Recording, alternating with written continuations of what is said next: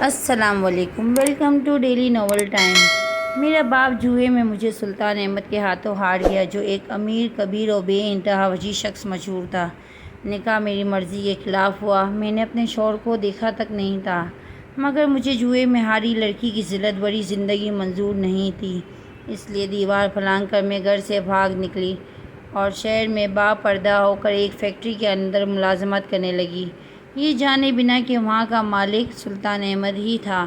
ایک دن کھانے کے وقفے پر میں سبھی ملازموں کے ساتھ کینٹین پر آئی اور جو ہی نقاب ہٹایا تو اسی لمحے وہاں سلطان داخل ہوا، جس کی آنکھیں میرے چہرہ دیکھتے ہی غضبناک۔ میں سب کچھ برداشت کر سکتی تھی، اماں کے ساتھ ساری زندگی کوڑا کرکٹ چن سکتی تھی، ابا کی مار بھی کھا سکتی تھی اور اس کی خاطر کسی فیکٹری میں کام بھی کر سکتی تھی، مگر سلطان احمد جیسے شخص کے ساتھ شادی تو بالکل بھی نہیں کر سکتی تھی، جو مجھ سے عمر میں بھی 3 گنا بڑا تھا اور شکل سے ہی ایک خبیث انسان لگتا تھا، جس کی شکل پر دور سے ہی ہوش صاف نظر آتی تھی، جو ہر وقت اسی طاق میں رہتا تھا کہ کب کس لڑکی کے ساتھ اپنی خواہش پوری کر سکے۔ اس لیے میں فیصلہ کر چکی تھی کہ اب چاہے مجھے اپنی جان ہی کیوں نہ دینی پڑ جائے، پر میں سلطان احمد جیسے خبیث انسان کے ساتھ نکاح تو کسی صورت نہیں کروں گی۔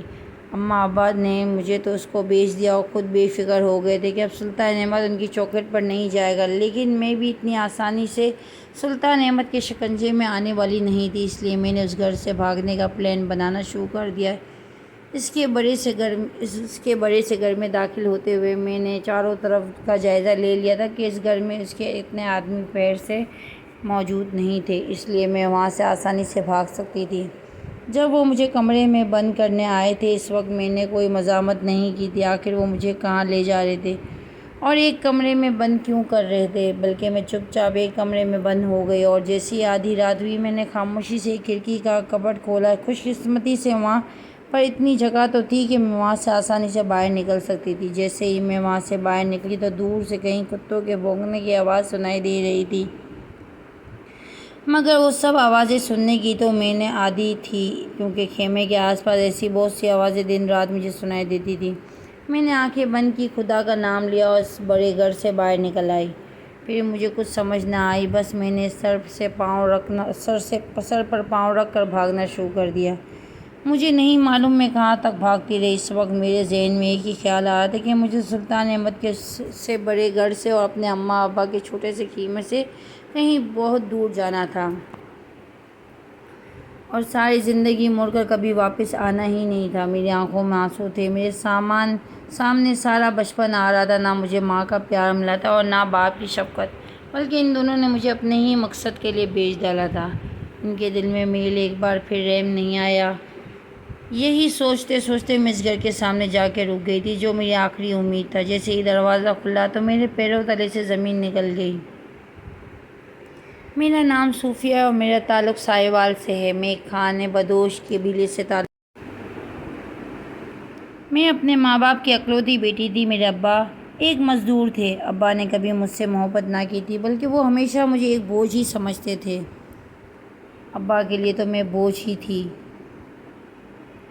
میری ماں نے کبھی مجھ سے پیار نہیں کیا تھا۔ میری اماں کوڑے کرکٹ کے ڈھیرے کاغذ چنتی تھی اور جب میں نے ذرا ہوش سنبھالا تو اس نے مجھے بھی اسی کام پر لگا دیا۔ جب میں کوڑے کرکٹ سے کاغذ چنتی تھی تو اکثر میرے ہاتھوں کسی پرانی کتاب کے پھٹے ہوئے صفحے سے ٹکرا جاتے تھے، کبھی کسی کتاب کا آدھا باب، کبھی کسی درسی کتاب کی گرد آلود وہ سطر اور کبھی کسی دعا کا بوسیدہ ورق۔ میں انہیں عام کاغذوں کی طرح تھیلے میں نہیں ڈالتی تھی، بلکہ چپکے سے اپنی قمیض کے اندر چھپا لیتی تھی۔ مجھے لفظوں سے محبت تھی، حالانکہ میں خود یہ نہیں معلوم تھا کہ محبت کیا ہوتی ہے۔ رات کو جب اماں تھکن سے چور ہو کر سو جاتی اور ابا شراب کے نشے میں بڑبڑاتا ہوا خیمے کے کونے میں ڈھیر ہو جاتا تو میں چاندنی میں وہ پھٹے ہوئے صفحے نکال کے پڑھنے کی کوشش کرتی تھی۔ بہت سے لفظ میری سمجھ سے باہر ہوتے، مگر میں نہ ہار مانتی۔ میں ان لفظوں کو بار بار دہراتی جیسے وہ میرے اپنے تھے۔ شاید وہ واقعی میرے اپنے ہی تھے۔ میری دنیا ہی کوڑا کرکٹ کے ڈھیر تھے، مگر ان ڈھیروں میں سے مجھے ایک اور دنیا بھی ملنے لگی تھی، ایک ایسی دنیا جہاں لڑکیاں بوجھ نہیں ہوتی، جہاں خواب رکھنا جرم نہیں ہوتا اور جہاں انسان کی قدر اس کے وجود سے ہوتی ہے، اس کے کام سے نہیں۔ ایک دن کوڑے کے ڈھیر پر مجھے ایک پوری کتاب ملی، آدھی جلی ہوئی، اس کے کئی صفحات غائب تھے، مگر پھر بھی میرے لیے وہ پہلی ایک مکمل کتاب تھی۔ میں نے اسے یوں سینے سے لگایا جیسے مجھے کوئی قیمتی خزانہ مل گیا تھا۔ اسی دن مجھے پہلی بار کسی نے انسان سمجھ کے بات کی۔ وہ ایک ادھیڑ عمر عورت تھی، شاید کسی اسکول میں صفائی کا کام کرتی تھی۔ اس نے مجھے کتاب اٹھاتے دیکھا تو رک گئی۔ اور یہ تم پڑھتی ہو؟ وہ میرے قریب آئی تھی اور اس نے حیرت سے مجھ سے پوچھا۔ میں بہت زیادہ خوفزدہ ہو گئی کہ کہیں وہ مجھ سے وہ کتاب چھین ہی نہ لے۔ میں نے وہ کتاب اپنے پیچھے چھپاتے ہوئے ڈر کے مارے سر ہلایا اور وہاں سے بھاگ آئی۔ میں بار بار دیکھتی رہی، بار بار مڑ کے دیکھتی رہی کہ وہ میرا پیچھا تو نہیں کر رہی تھی۔ اس دن میں بہت زیادہ ڈر گئی تھی، اس لیے اس دن کے بعد سے میں نے اور زیادہ احتیاط سے وہ کاغذات سنبھالنے شروع کر دیے تھے۔ جب میں اپنی عمر کی لڑکیوں کو اسکول جاتا دیکھتی تو میرا بھی دل چاہتا کہ میں بھی اپنے کندھے پہ بستہ لٹکائے اس میں کتابیں ڈالے اسکول جاؤں، مگر میری قسمت ایسی کہاں تھی کہ میرے ماں باپ مجھے اسکول بھیجتے۔ ایسے ہی ایک دن تھا جب میرا سامنا ایک بار پھر اسی عورت سے ہوا۔ اس دن میں بھی کوڑے کے ڈھیر سے کاغذ چن رہی تھی جب وہی عورت میرے سامنے آ کھڑی ہوئی تھی۔ اس دن بھی میں ڈر گئی، مگر وہ مجھے دیکھ کے مسکرائی۔ اس مسکراہٹ کو دیکھ کے میرا ڈر کم ہوا۔ تب وہ مجھ سے میرا نام پوچھنے لگی۔ اس عورت کا نام رضیہ بی بی تھا۔ وہ ہر روز اسکول سے نکلتے ہوئے مجھے دیکھتی تھی۔ جب میں نے اسے بتایا کہ مجھے پڑھنے کا شوق ہے تو وہ مجھے اپنے ساتھ اسکول کی اس بڑی سی عمارت میں لے گئی جہاں جانا میرا خواب تھا۔ وہ میرا اس اسکول میں پہلا دن تھا جب وہ بوڑھی عورت مجھے اپنے ساتھ وہاں لے گئی۔ اس دن میرا سب سے بڑا خواب پورا ہو گیا، اور وہ تھا دوسرے بچوں کی طرح اسکول میں جا کے پڑھنا۔ میں کسی ایک کلاس میں بیٹھ کر تو نہیں پڑھ سکتی تھی۔ وہ بوڑھی عورت اسکول میں صفائی ستھرائی کا کام کرتی تھی اور میں نے بھی اس کے ساتھ ہی اسکول جانا شروع کر دیا۔ صبح جب اماں گھر سے کوڑا کرکٹ چننے کے لیے نکلتی تھی تو میں بھی ان کے ساتھ ہی نکل جاتی تھی، لیکن میں اماں سے ہٹ کر دوسری طرف اس بوڑھی عورت کے ساتھ اسکول میں چلی جایا کرتی تھی۔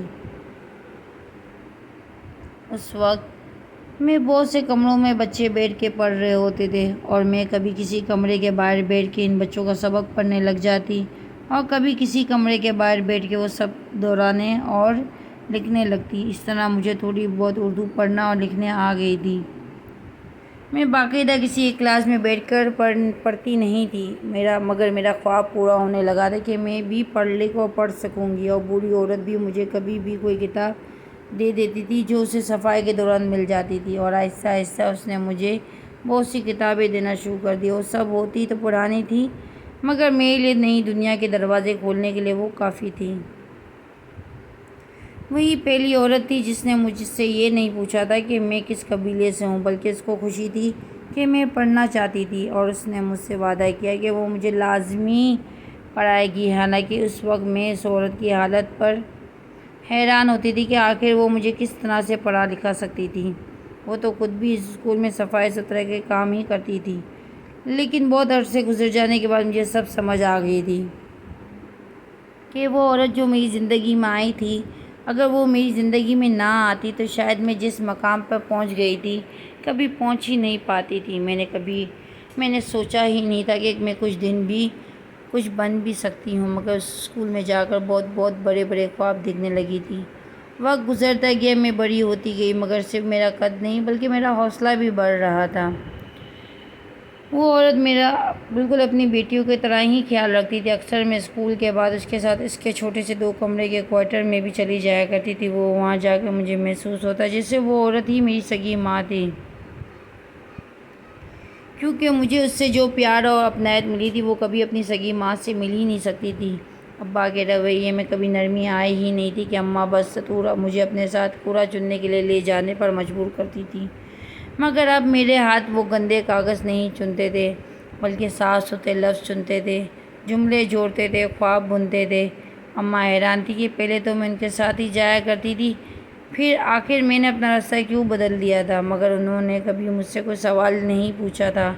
ان کو یہ تک نہیں معلوم تھا کہ میں ایک اسکول جا رہی تھی۔ مگر ایک دن جب ابا نے مجھے کتاب پڑھتے دیکھ لیا تو اس دن پہلی بار اس نے مجھے مارا اور ساتھ ہی اونچی آواز میں کہنے لگے کہ یہ سب فضول ہے، لڑکی، ہمیں روٹی چاہیے، کتاب نہیں۔ میں چپ چاپ ابا کی مار کھاتی رہی، میں خاموش تو رہی مگر میرے اندر کا خواب مزید مضبوط ہو گیا۔ اسی رات میں نے فیصلہ کر لیا کہ میں اپنی زندگی کو کوڑے کے ڈھیر پہ ختم نہیں ہونے دوں گی۔ پہلی بار جب میں نے اپنا نام خود اپنے ہاتھوں سے لکھا تو میری آنکھوں میں آنسو آ گئے۔ میں نے سوچا میں ہوں، واقعی ہوں، مگر ہر کہانی سیدھی نہیں ہوتی۔ جب ابا کو پتہ چلا کہ میں اسکول جا رہی تھی تو اس نے مجھے بھی اپنے ساتھ مزدوری پہ لے جانا چاہا، کیونکہ ابا کو لگتا تھا اماں مجھے سنبھال نہیں سکتی۔ اس لیے ابا نے فیصلہ کر لیا اب سے ہر صبح وہ مجھے اپنے ساتھ ہی لے جایا کرے گا تاکہ میں اس کے ساتھ مل کر اسی طرح مزدوری کر سکوں، مگر میں کسی صورت نہ مانی۔ میں بھلا اپنی کتابیں چھوڑ کر ریت میں لت پت کیسے ہو سکتی تھی، مگر ابا کی ایک مار نے مجھے مجبور کر دیا۔ میں ابا کے ساتھ جانے کے لیے تیار ہو گئی تھی، مگر اندر سے میرا دل پختہ ارادہ کر چکا تھا کہ میں ہار نہیں مانوں گی، بلکہ جیسے ہی موقع ملے گا میں وہ سب کچھ چھوڑ کر کہیں دور بھاگ جاؤں گی۔ میں نے اپنے اس خیال کا ذکر رضیہ بی بی سے بھی کیا تھا۔ اس نے مجھے منع کیا کہ میں بھاگنے والا قدم ہرگز نہ اٹھاؤں، کیونکہ اس وقت میری عمر مشکل سے 14 سال ہی تو تھی۔ آخر میں بھاگ کر کہاں جاتی، میرے پاس نہ کوئی سہارا تھا اور نہ کوئی ٹھکانہ۔ ویسے ہی رضیہ بی بی نے مجھے یقین دلایا تھا کہ وہ ہر مشکل میں میری مدد کرے گی اور جب بھی مجھے کوئی بھی ضرورت ہو تو میں اس کے پاس جا سکتی تھی،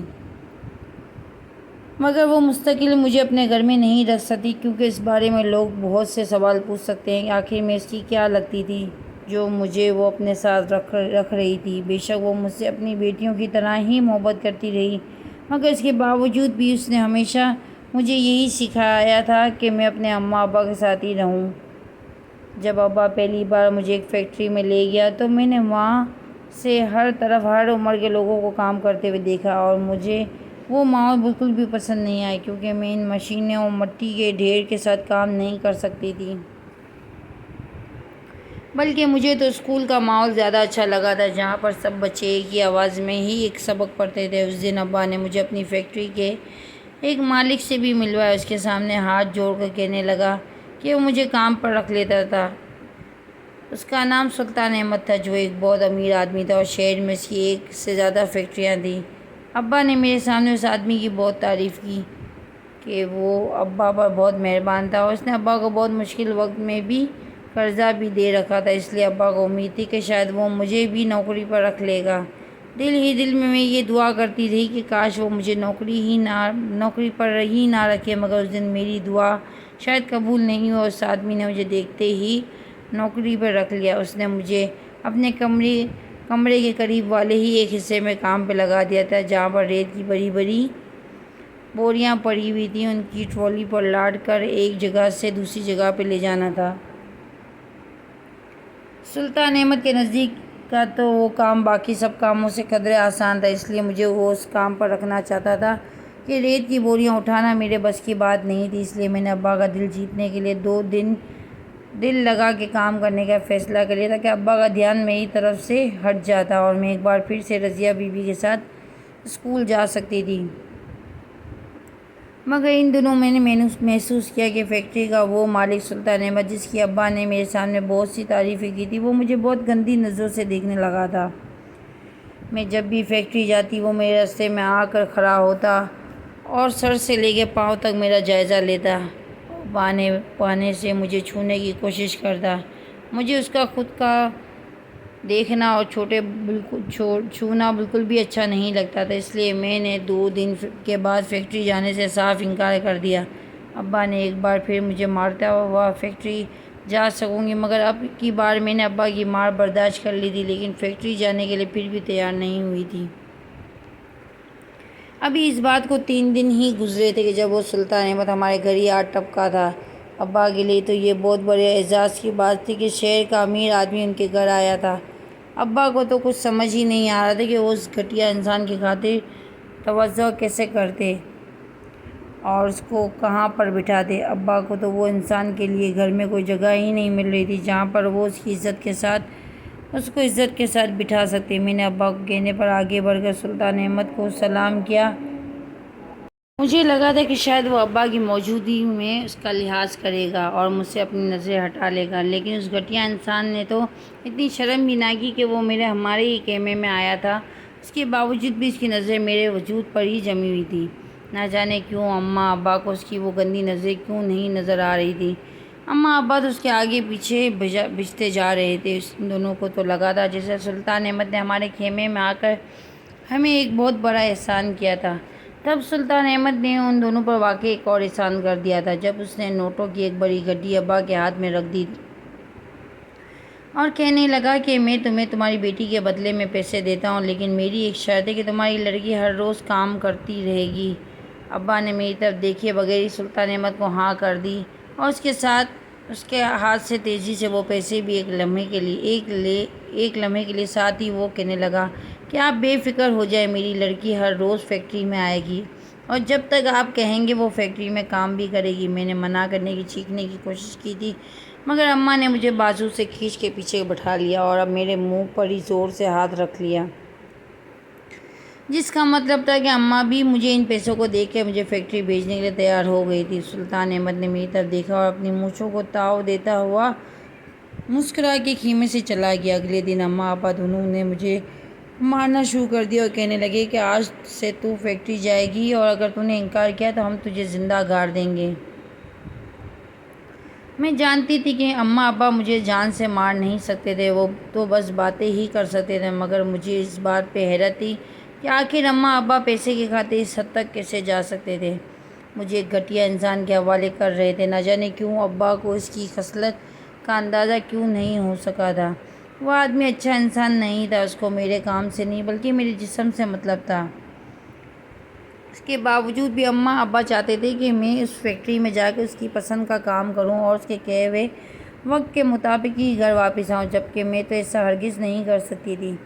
مجھے لگا تھا اماں ابا ایک دو دن مجھے ماریں گے اور پھر خود ہی تھک ہار کر بیٹھ جائیں گے جب ان کو اندازہ ہو جائے گا کہ میں کسی بھی صورت اس فیکٹری میں جانے کے لیے تیار نہیں تھی۔ مگر دوسرے ہی دن سلطان احمد ایک بار پھر سے ہمارے خیمے میں آ گیا اور اس بار وہ بہت غصے میں تھا۔ اس نے ابا کو گریبان سے پکڑ لیا اور کہنے لگا میں نے تجھے مفت میں پیسے نہیں دیے تھے بلکہ اس لڑکی کے بدلے پیسے دیے تھے۔ اگر تو اپنی لڑکی کو کام پر بھیجے گا تو ہی میں تجھے وہ پیسے دوں گا، ورنہ میرے پیسے ابھی کے ابھی واپس کر۔ سلطان احمد کی بات سن کر تو ابا کے حواس اڑ گئے۔ بھلا ابا اور سلطان احمد کو وہ پیسے واپس کیسے کر سکتے جبکہ تو وہ ابا نے نشے میں اڑا دیے، جو بچ گئے وہ جوئے میں ہار گیا تھا۔ اماں ابا سلطان احمد کے سامنے ایک بار پھر سے ہاتھ جوڑ کے معافی مانگنے لگے اور کہنے لگے اب سے ہم اپنی لڑکی کو فیکٹری ضرور بھیجیں گے، چاہے تو ہمیں اس کو گھسیٹ کر ہی کیوں نہ لانا پڑے۔ ابا کی اس بات پر سلطان احمد خوش ہو گیا اور اس نے ابا کو ایک آخری موقع دے دیا کہ وہ مجھے واپس اس کی فیکٹری میں جانے پر مجبور کر دے اور ساتھ ہی نوٹوں کی ایک اور گڈی ابا کے ہاتھ پر رکھ دی۔ اتنے سارے پیسے دیکھ کے ابا کی آنکھوں میں لالچ مجھے صاف نظر آیا تھا۔ اس کے بعد دن رات کا فرق کیے بغیر اماں ابا مجھ پر دباؤ ڈالنا شروع کر دیا کہ میں فیکٹری جاؤں اور سلطان احمد کے سبھی حکم مانوں۔ اماں ابا چاہتے تھے کہ میں سلطان احمد کی ہر وہ بات مانوں جو مجھ سے کہتا تھا، میں اس کے ہر وہ کام کروں جو وہ مجھ سے کروانا چاہتا تھا، مگر مجھے تو سلطان احمد کی نیت اچھی طرح سے اندازہ ہو گیا تھا، میں بھلا اس کی فیکٹری میں کیسے جا سکتی تھی۔ اس لیے ایک دن جب ابا مجھے زبردستی سلطان احمد کی فیکٹری چھوڑ کر آئے تو اسی دن میری قسمت اچھی تھی کہ سلطان احمد فیکٹری آیا ہی نہیں تھا۔ مجھے جیسے ہی موقع ملا میں وہاں سے بھاگ گئی اور رضیہ بی بی کے گھر جا پہنچی۔ اس کو کہنے لگی کہ وہ مجھے اپنے گھر ہی کسی کونے میں چھپا لیتی مگر اپنے گھر سے باہر نہ نکلتی، کیونکہ نہ تو میں اپنے اماں ابا کے پاس واپس جانا چاہتی تھی اور نہ ہی سلطان احمد کی فیکٹری میں کام کرنا چاہتی تھی۔ مگر رضیہ بی بی نے مجھے اپنے گھر میں رکھنے سے صاف انکار کر دیا۔ وہ مجھے کہنے لگی کہ وہ مجھے پڑھا لکھا سکتی ہے، مجھے کھانا بھی کھلا سکتی ہے، مگر اب مجھے اپنے گھر میں پناہ نہیں دے سکتی، کیونکہ یہ اس اکیلی عورت کے بس کا کام نہیں تھا کہ وہ مجھے اپنے گھر میں رکھ لیتے۔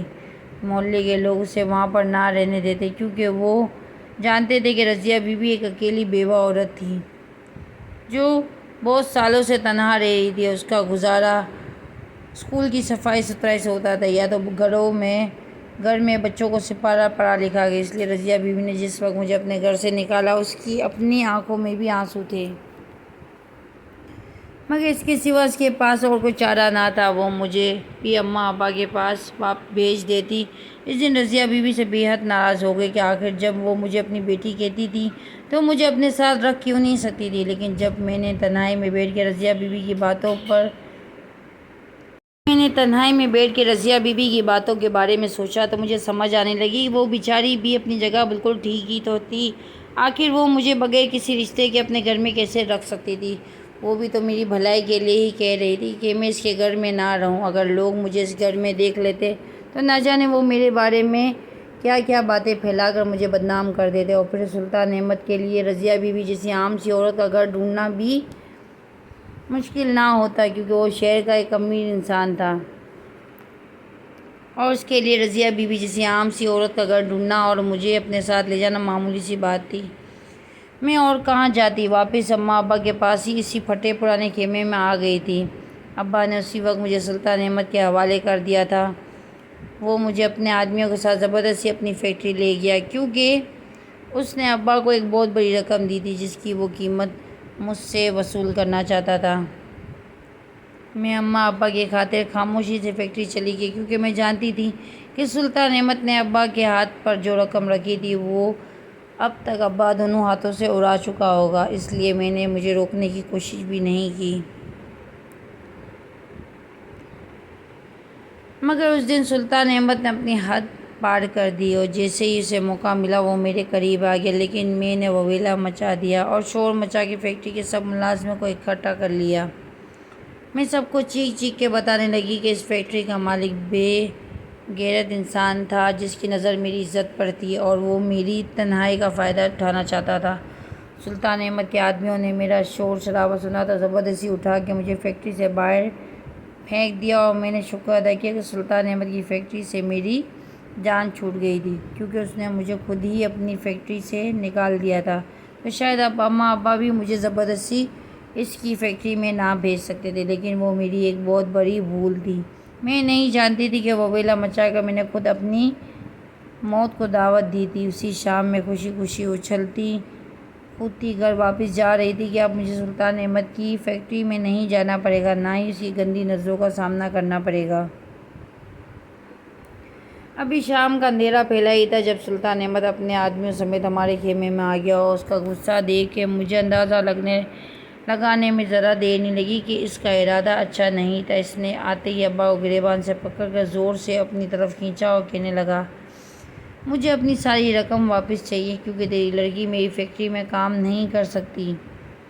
میں جب بھی اسے اپنے ساتھ لے کر جاتا ہوں وہ وہاں سے بھاگ جاتی ہے، لیکن آج تو اس نے میری ہی فیکٹری میں مجھے بدنام کر دیا ہے۔ میں اس پر گندی نظر رکھی ہے، اس کی عزت خراب کرنے کی کوشش کی۔ اب تو خود بتا، اگر میری نیت خراب ہوتی تو میں تجھے قرضہ کیوں دیتا؟ میں تجھ سے اس وقت سے قرضہ دیتا آ رہا ہوں جب سے میں نے تیری لڑکی کو دیکھا بھی نہیں تھا، لیکن اب تو ہی بتا کہ جب میں نے اس لڑکی کو دیکھ لیا تو ایک مراسی کی بیٹی ہے، تو بھلا میری نیت اس بکھارن پہ کیسے خراب ہو سکتی ہے؟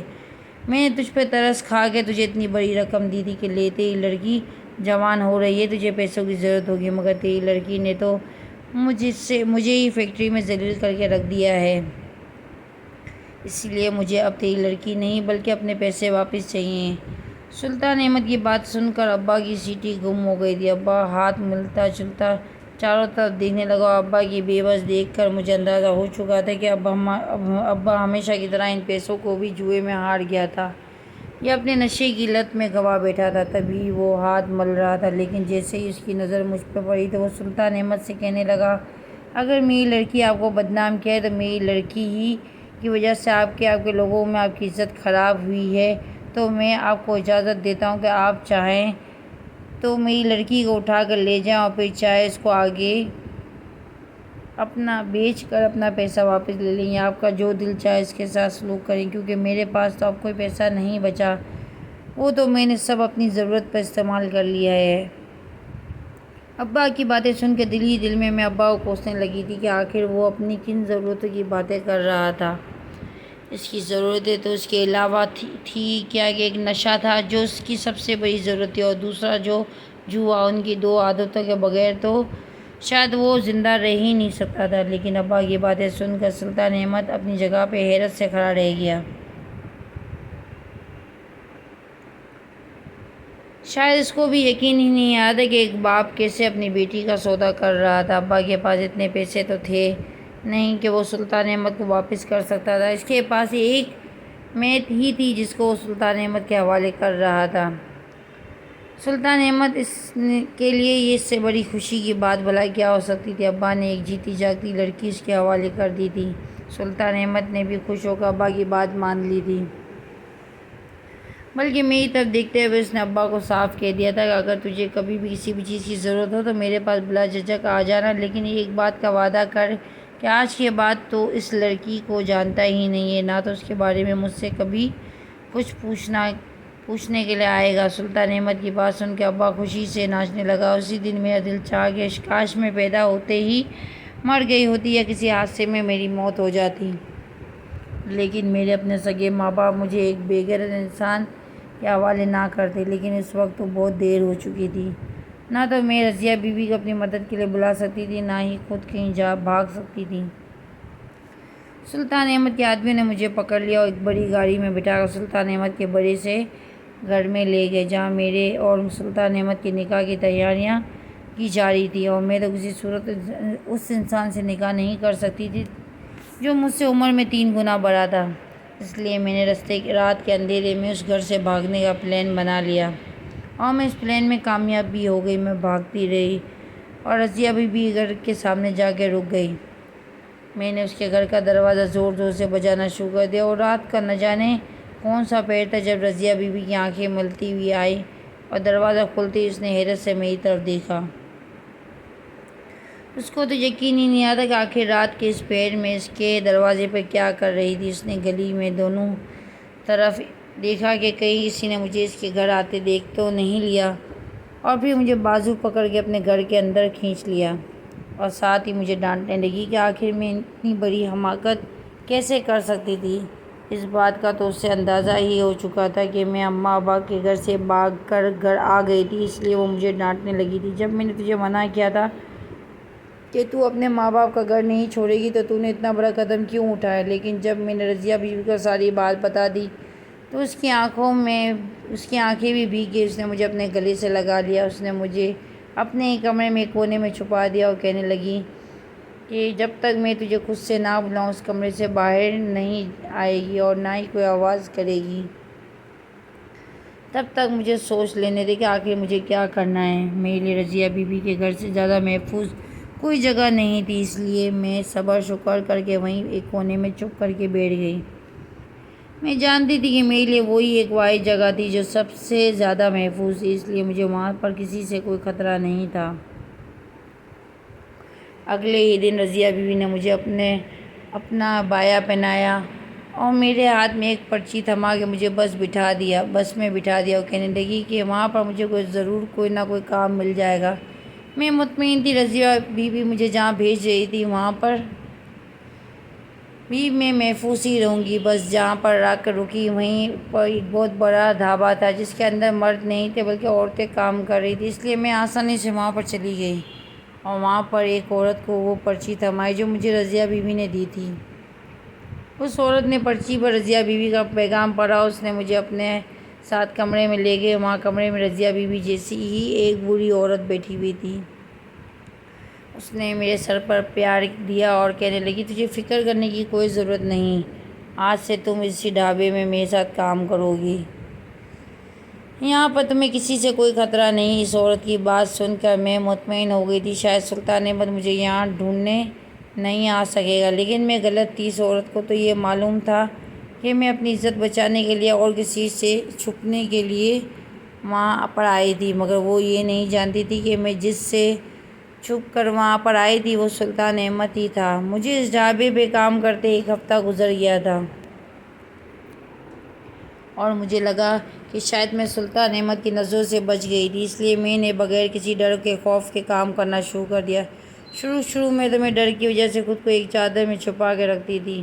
آہستہ آہستہ میں اس چادر کو اپنے چہرے سے ہٹانے لگی، لیکن یہی میری سب سے بڑی غلطی تھی جو میں نے اپنا چہرہ بے نقاب کر دیا۔ جب ایک دن میں دوسری عورتوں کے ساتھ کھانا کھا رہی تھی تبھی ایک بڑی گاڑی آ کر رکی، اور گاڑی میں سے اترنے والا سلطان احمد اپنے آدمیوں سمیت اس ڈھابے کے اندر آ گیا۔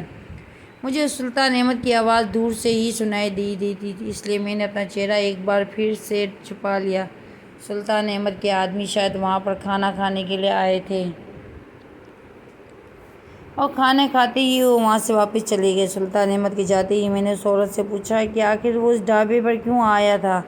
تب اس عورت کی بات سن کر میرے سر پر آسمان ٹوٹ پڑا۔ وہ کہنے لگی، وہی تو ہمارے ڈھابے کا مالک ہے، اور وہی تو اس کو چلاتا ہے۔ اگر وہ نہ ہوتا تو ہم بے سہارا عورتیں کہاں جاتی؟ اس عورت کے منہ سے سلطان احمد کی تعریف سن کر مجھے لگا جس جگہ کو میں نے اپنے لیے محفوظ سمجھ رہی تھی وہ بھی محفوظ نہیں رہی تھی۔ اس لیے میں نے اگلی بس پکڑ لی اور رضیہ بی بی کے گھر واپس پہنچ گئی، اور مجھے ایک بار پھر سے اپنے دروازے پہ دیکھ کر پریشان ہو گئی۔ وہ کہنے لگی، جب تجھے میں نے دور بھیج دیا تھا تو واپس کیوں آئی؟ جب میں نے رضیہ بی بی کو بتایا کہ میں اس کے بھیجے ہوئے پتے پر ہی محفوظ نہیں تھی، وہ گہری سوچ میں پڑ گئی، اور اسی وقت مجھے اپنے ساتھ لے کر اس کے اسکول چلی گئی جہاں پر وہ برسوں سے کام کرتی آئی تھی۔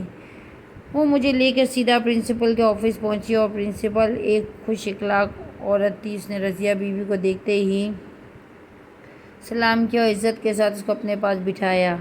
اس عورت کی آواز میں اتنی مٹھاس تھی کہ میرا دل چاہ رہا تھا کہ اس کے سامنے بیٹھ کے اس کی باتیں سنتی رہوں، اور وہ بس بولتی ہی رہے۔ پرنسپل نے رضیہ بی بی کی بات بڑے غور سے سنی، اور بار بار میری طرف دیکھتی، جیسے میرے چہرے پر سے میرا ماضی پڑھنے کی کوشش کر رہی تھی۔ رضیہ بی بی نے ساری بات بتا دی کہ میں کہاں سے آئی ہوں، کیوں بھاگی، کس خوف نے مجھے در بدر کر کے رکھا تھا، مگر انہوں نے سلطان احمد کا نام نہیں لیا، شاید جان بوجھ کے۔ پرنسپل کچھ دیر خاموش رہی، پھر آہستہ سے کہنے لگی کہ یہاں کوئی تمہیں نقصان نہیں پہنچا سکتا۔ اسکول صرف تعلیم دینے کے لیے ہی جگہ نہیں بلکہ ان عورتوں کے لیے بھی پناہ گاہ ہے جہاں دنیا نے ٹھکرا دیا ہوتا ہے۔ ان کے یہ الفاظ سن کے میری آنکھوں میں آنسو آ گئے۔ پہلی بار کسی نے مجھے بیٹی کہہ کے پکارا تھا، بغیر کسی لالچ، بغیر کسی شرط کے۔ اس دن فیصلہ ہو گیا کہ میں اسکول کے اسٹاف کوارٹر میں ہی رہوں گی۔ مجھے بچوں کے لیے دوپہر کا کھانا بنانا اور چھوٹے بچوں کی دیکھ بھال میں مدد کرنے کی ذمہ داری دے دی گئی۔ بدلے میں ایک کمرہ، 3 وقت کا کھانا اور سب سے بڑھ کر تحفظ مل گیا۔ وہاں میری جیسی 8 اور لڑکیاں بھی تھیں جو ظالم دنیا کے شکنجے سے بچنے کے لیے وہاں پر رہ رہی تھی۔ شروع میں ہر آواز پر چونک جاتی تھی، ہر اجنبی چہرہ مجھے سلطان احمد کو کوئی آدمی لگتا تھا۔ میں اپنے دوپٹے کو مضبوطی سے چہرے پہ جمائے رکھتی تھی، مگر رفتہ رفتہ اس اسکول کی فضا نے میرے دل سے خوف کی دھند کم کرنی شروع کر دی۔ بچے میرے ساتھ گل مل گئے تھے، ان کی معصوم آنکھیں اور مجھ میں اپنی کھوئی ہوئی بچپن کی جھلک نظر آنے لگی۔ ایک دن پرنسپل نے مجھے اپنے پاس بلایا اور مجھ سے میرے دل کی بات پوچھ لی کہ کیا تم پڑھنا لکھنا جانتی ہو؟ میں نے سر جھکا کے کہا کہ تھوڑا بہت، رضیہ بی بی نے ہی سکھایا۔ پھر حالات وہ مسکرا دی، انہوں نے مجھے آگے پڑھنے کی آزادی دے دی اور میری پڑھائی کا سارا خرچہ بھی اٹھا لیا۔ اس دن پہلی بار مجھے لگا کہ شاید میری زندگی صرف بھاگنے اور چھپنے کے لیے نہیں بنی تھی۔ میں نے اسی اسکول سے میٹرک کے امتحانات دیے اور کامیاب بھی ہو گئی۔ مہینہ گزرنے لگا، لفظ اب مجھے ڈراتے نہیں تھے بلکہ سہارا دینے لگے تھے۔ میں نے اپنی کہانی کسی کو نہیں سنائی، مگر کتابوں میں مجھے اپنا درد بولتا ہوا محسوس ہونے لگا۔ لیکن قسمت شاید اتنی آسانی سے مجھے سکون پہ راضی نہیں تھی۔ ایک دن اسکول کے باہر ایک بڑی گاڑی آ کر رکی۔ میرے دل کی دھڑکن تیز ہو گئی۔ میں کھڑکی کے پردے کے پیچھے سے جھانکنے لگی۔ گاڑی میں سے ایک جانا پہچانا سایہ اترا، وہی وقار، وہی روح، وہی سلطان احمد۔ میرے قدموں تلے زمین نکل گئی۔ میں فوراً پیچھے ہٹ گئی اور دیوار سے لگ کر کھڑی ہو گئی۔ دماغ میں ایک ہی خیال گونج رہا تھا کہ وہ یہاں تک کیسے پہنچ گیا۔ اس نے مجھے ڈھونڈنا ہی نکالا۔ پرنسپل کو کسی نے بتایا ایک بہت بڑا بزنس مین اسکول کے لیے چندہ دینے آیا ہے۔ وہ سلطان احمد تھا، علاقہ کا معزز، دولت مند، بااثر آدمی، وہی شخص جس کے لیے میں ایک چیز سے زیادہ کوئی نہیں تھی۔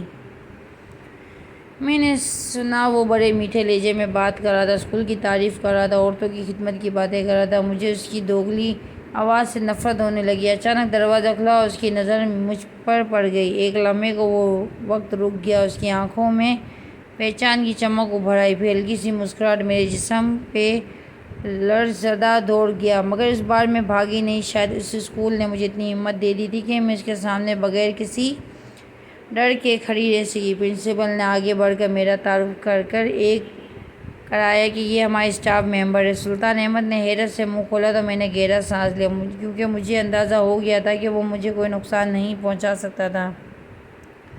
شاید سلطان احمد نے اندازہ کر لیا تھا کہ یہاں اس کی طاقت نہیں چلے گی، مگر اس کے جانے کے بعد میرے قدم جواب دے گئے تھے۔ میں نے پرنسپل کو سب بتا دیا کہ وہ شخص سلطان احمد ہی ہے جس نے مجھے گھر سے بھاگنے پر مجبور کر دیا۔ اس دن پرنسپل نے میری مدد کرنے کا فیصلہ کر لیا، مگر وہ بھی آسان نہیں تھا۔ سلطان احمد کی طرف سے مجھے اور پرنسپل کو دھمکیاں آئیں، ہم پر دباؤ ڈالا گیا، مگر اب میں اکیلی نہیں تھی۔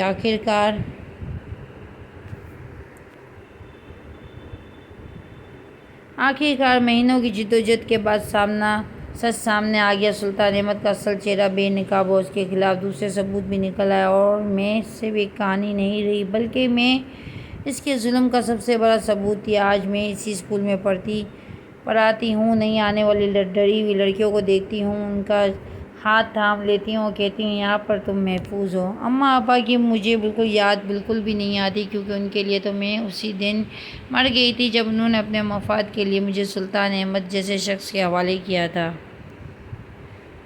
میری اسٹوری کو زیادہ سے زیادہ لائک کریں، میرے چینل کو سبسکرائب کریں، اپنا بہت سارا خیال رکھیں۔ ٹیک کیئر، اللہ حافظ۔